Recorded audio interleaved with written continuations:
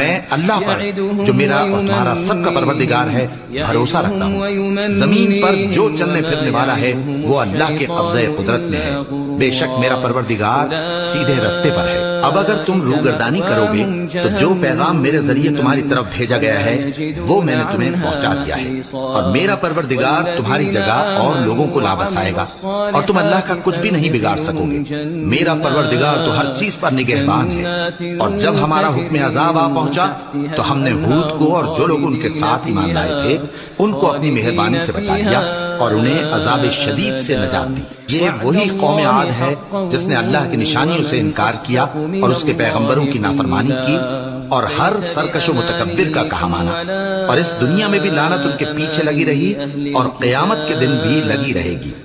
دیکھو قوم عاد نے اپنے پروردگار سے کفر کیا، اور سن رکھو قوم عاد پر پھٹکار ہے جو ہود